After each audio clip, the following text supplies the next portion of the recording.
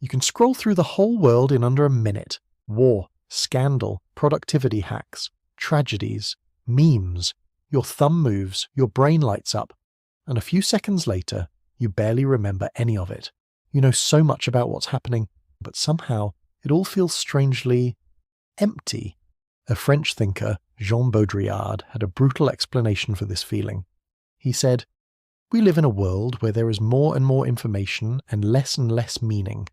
The problem isn't that you don't know enough, it's that you know too much, and almost none of it can really sink in. When something big happens, you don't just hear about it once. You see 100 angles, 1,000 takes, a flood of clips, commentary, reactions, and debunks. On the surface, that looks like clarity. In reality, it often feels like static." Baudrillard argued that contemporary media doesn't deepen meaning, it devours it. Everything is instantly framed and thrown into circulation as more content. Politics, spirituality, self-help, tragedy, comedy. On your screen, they share the same format, the same swipe, the same forgettability. More and more is being said, less and less actually matters. He called this the implosion of meaning. Not an explosion, where meaning bursts outward, but an implosion, where it collapses under its own excess. Imagine turning on every TV channel at once, all at full volume. Technically, you're getting more information than ever. Practically, you understand nothing. That, for him, is our media environment. Signs and messages pile up so fast they begin to cancel each other out. For every argument, there's an instant counter-argument. For every crisis, 5 more are queued behind it in the algorithm. The result isn't awareness, it's numbness. You feel informed, but nothing settles into belief, decision, or action. Meaning doesn't disappear because it's forbidden. It disappears because it's flooded. Traditionally, an image or a story pointed to something outside itself, a reality it represented. Baudrillard thought we've crossed a line. Signs now mostly refer to other signs, not to any stable reality behind them. This is what he calls hyper-reality, a world where simulations and representations feel more vivid than what they depict. Think about politics. Elections come as polls, performances, clips, viral moments, highlight reels. The media event becomes more real in your mind than the slow, boring reality of governance. Think of disaster. A tragedy is encountered as breaking news, a thumbnail, a montage. You experience the representation far more intensely than any direct contact with the event. In hyperreality, media doesn't just show the world, it produces the version of the world you actually live inside. The line between medium and reality implodes, and once that line collapses, the question, what is really happening, becomes harder to answer. So what does this do to a mind that has to live in it every day? On one hand, you're always stimulated. There's always another clip, another notification, another must-know update.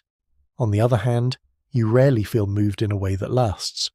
A shocking headline grabs you for 30 seconds, then a joke, then an ad, then a trend. Baudrillard described the masses not as stupid, but as saturated. People who receive so many messages that the safest response is silent absorption. Not protest, not agreement, just scrolling. Even rebellion gets neutralized. Outrage, critique, waking up from the matrix, all of it can become styles of content, genres to consume alongside everything else. You can watch a video exposing the emptiness of social media. Inside a social media app, between a brand ad and a dance clip, the critique is swallowed by the medium it attacks. The instinctive solution is to double down on information. Read more, research harder, find better sources, switch to serious content. Baudrillard is cruel here. He suggests that adding information to an overloaded system just accelerates the collapse. The machine doesn't care whether a sign is true or false, profound or shallow. It cares that the sign circulates.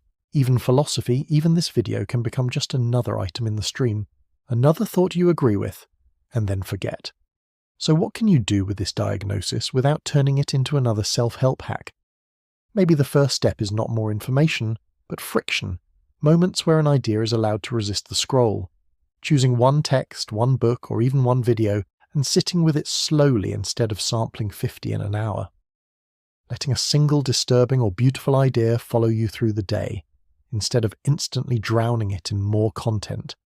After you see something significant, pausing and asking, what does this demand from me, before you check what the comments think. These gestures won't fix hyperreality or stop the implosion of meaning, but they might protect something fragile, your capacity to let something matter, not just pass through you as information, but take root in you as meaning. Baudrillard thought, we live after a kind of symbolic meltdown, a time when meaning no longer explodes in grand narratives, but implodes into noise. You can't rewind to a pre-digital world, you can't unknow what you already know, but you can choose how you relate to the flood. You can let everything you see flatten into content, or you can start treating a few things as more than content, as signs that demand time, attention, and maybe even a change in how you live. So here is a small experiment. When this video ends, don't click the next recommended one, at least not immediately. Pick one line, one idea, one question from what you just heard. Hold it in silence for a moment, without searching, scrolling, or checking what anyone else thinks. In a world where everything is visible and nothing is allowed to mean much, that simple act of staying with one thought might be the beginning of meaning again.